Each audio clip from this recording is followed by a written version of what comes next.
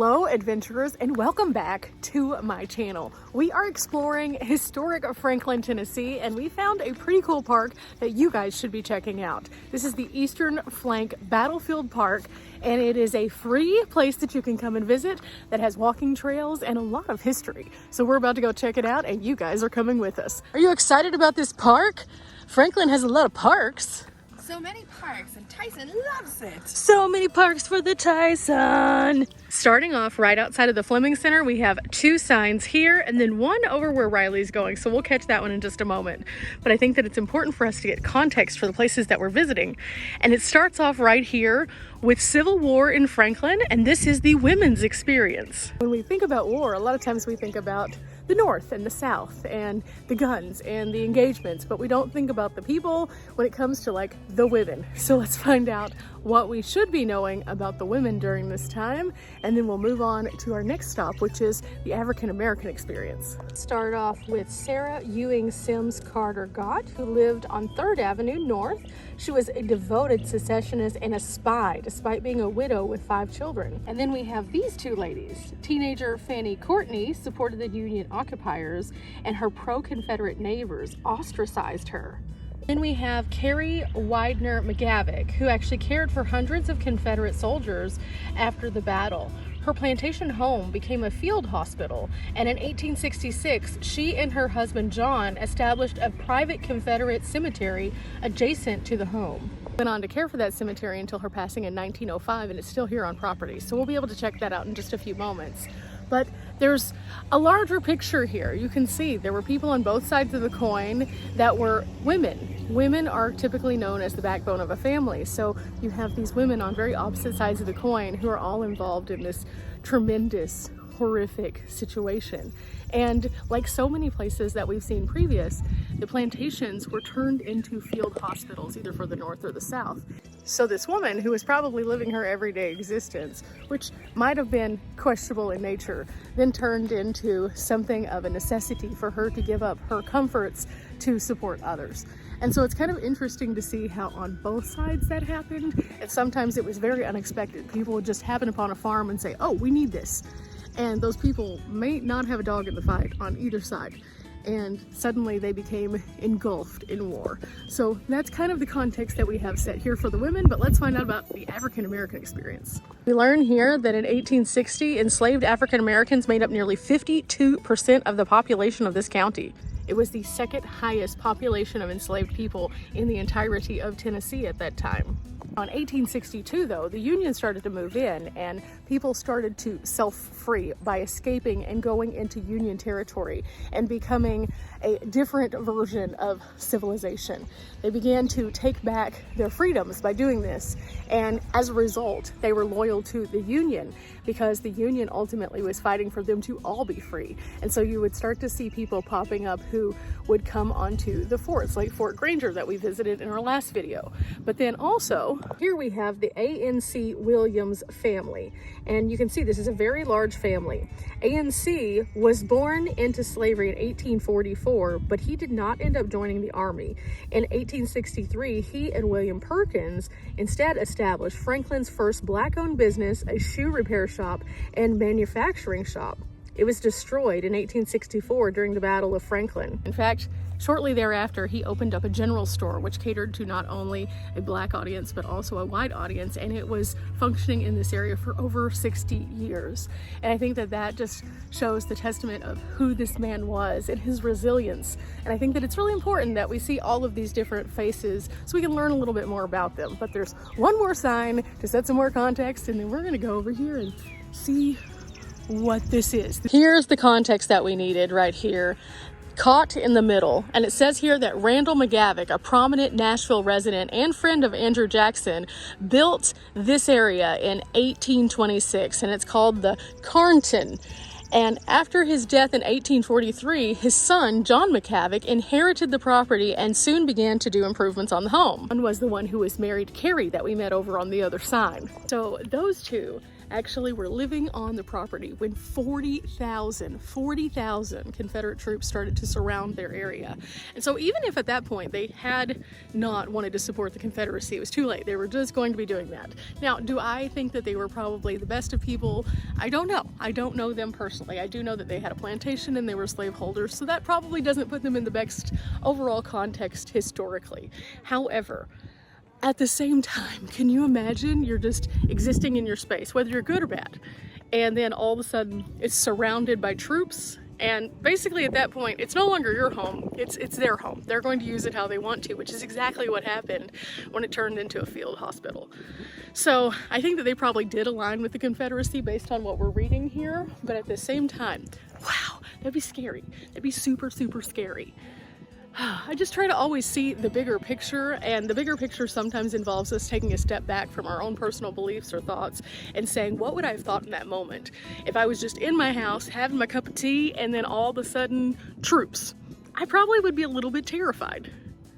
Yeah, I definitely would be terrified. So this is what their home would have looked like at that time, but at the same time, this became a field hospital. So it didn't matter if you had all the nice things. If it was needed for something else, it just became that. That everything that they owned and possessed became part of the hospital. If they needed things that they could dress wounds, guess what? Your curtains are coming down. If they were needing things to sanitize your shirts, they're not yours anymore. It's just kind of how it was. And that's the tale that's told time and time again with each one of those battle sites. But we're just beginning and there's a lot more to do. So let's go and check out some more of the property. So you are required to get tickets to go onto the home grounds, which are just beyond this point. So let's just go back there real quick and I can kind of give you a sneak peek. We're not gonna go through the house today. In fact, we're just gonna explore the grounds to get the historic context, but I did want to show you what the house looks like because you can take a historic tour and they tell you all sorts of cool details, and it's fabulous even today, all these years later. There it is. In all its majesty, this is the home. And again, tickets are not very expensive to go and tour. Pets are prohibited, which is why we're not going to be going today. So the rest of the property is dog friendly, but not this part. There is a gift shop here and you can find some great information, including this free magazine, which has tons of history of the area in it. But I also was able to pick up a patch here, and you would go into the gift shop if you're wanting to take the tour. So there's lots of options, and this is all just starting out.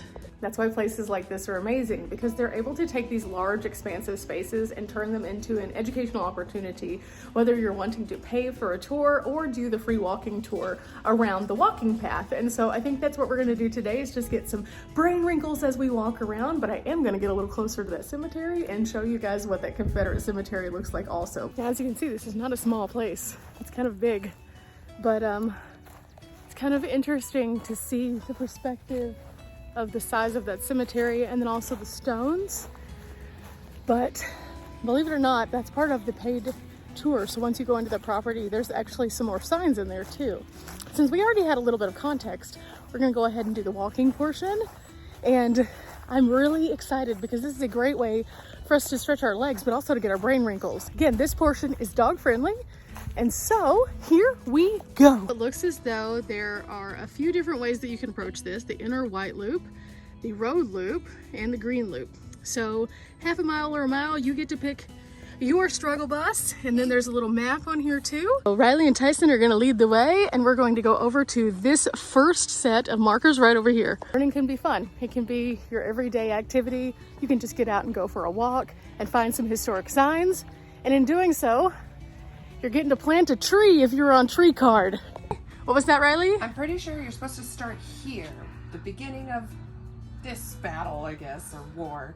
So start here, then go around. Along the bottom of this is a timeline of events that kind of leads you through what led up to the war and when the war began. But on each of these signs, you get historic photos, maps, and then also some context as to what brought you to each position on this timeline. So right here it talks about pre-war Middle Tennessee was actually thriving, and residents and enslaved grew copious amounts of corn, wheat, timber, cattle, and horses.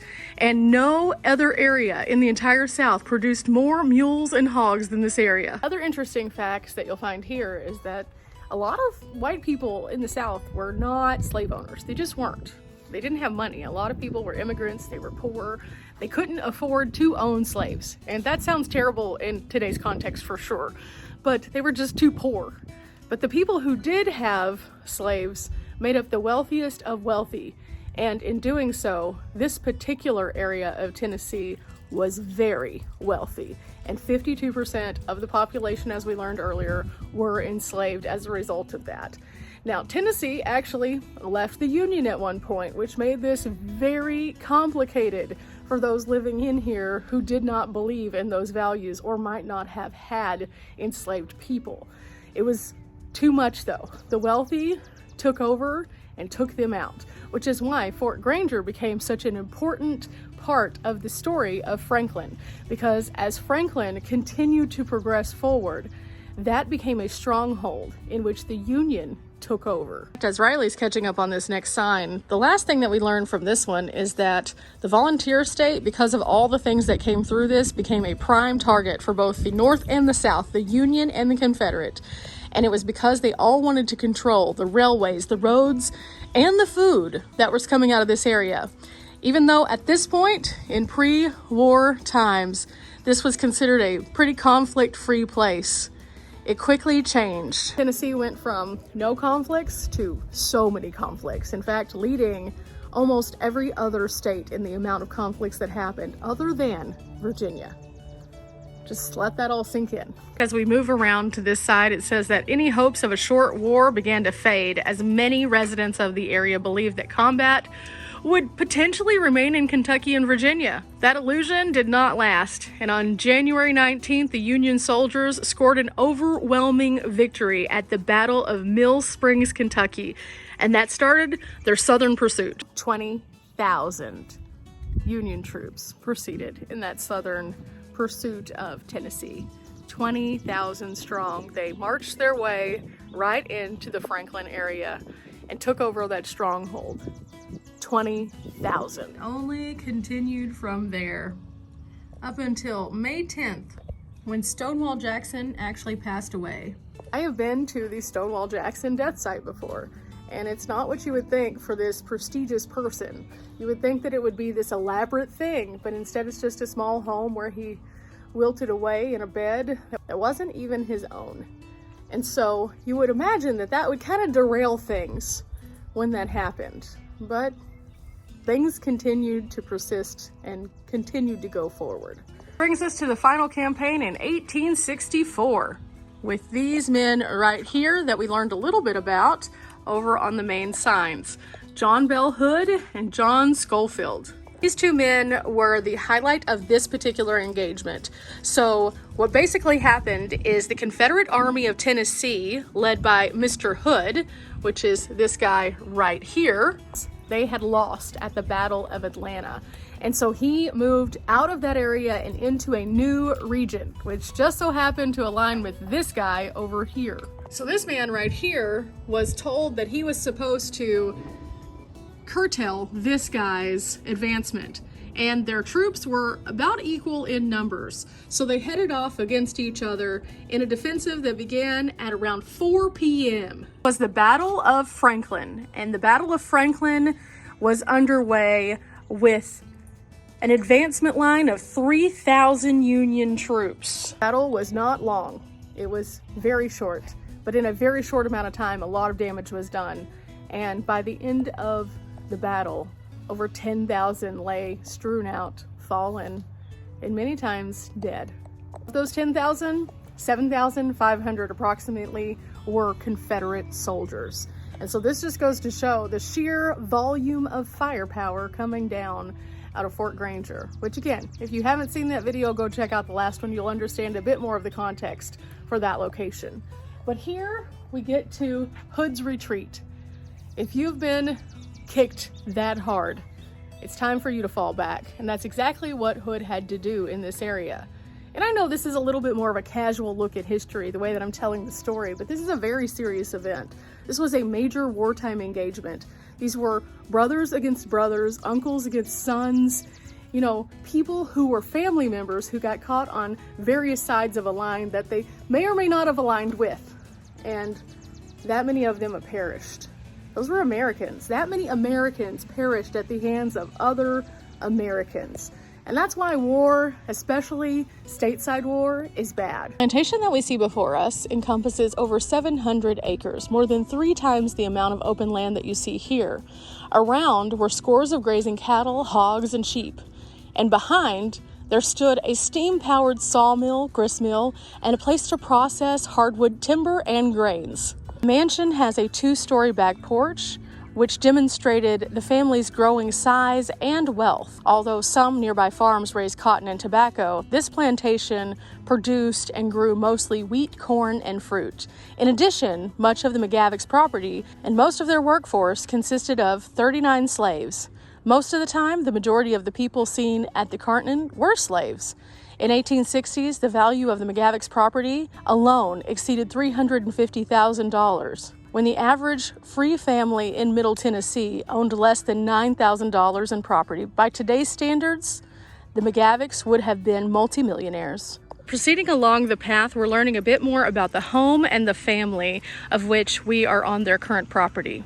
Whenever the hospital moved into play, they were removing things similar to this in a very primitive way. They did not have anesthesia, and many times people would be having massive surgeries, all with just a small drink of whiskey and a prayer. Together, over 5,000 people came through that hospital, which was once their home. And I find it really interesting to see that the home itself still stands after serving as a Confederate hospital. So many of the properties that I've seen at other sites were destroyed so that they would not provide any kind of reprieve for those soldiers. But this one remains. So as we continue walking, we're walking literally on the plantation grounds. And we're learning a lot more about what this was to the people who were here at that time. For example, now you see walking trails of people just enjoying their day right here. But believe it or not, September 28th, 1861, local men who were sympathetic to the Confederacy started together in this very field and formed the Williamson County Cavalry. The local newspaper pronounced the company composed of about 100 of the finest looking men we ever saw. And this was the call to action that they had to gather so that they could assemble. This is what it actually would have looked like.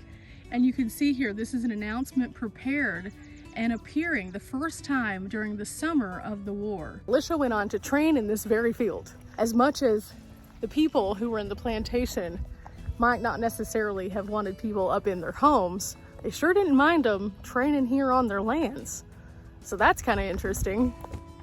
And here we learn a bit more about what this battle truly looked like in comparison to other major American events.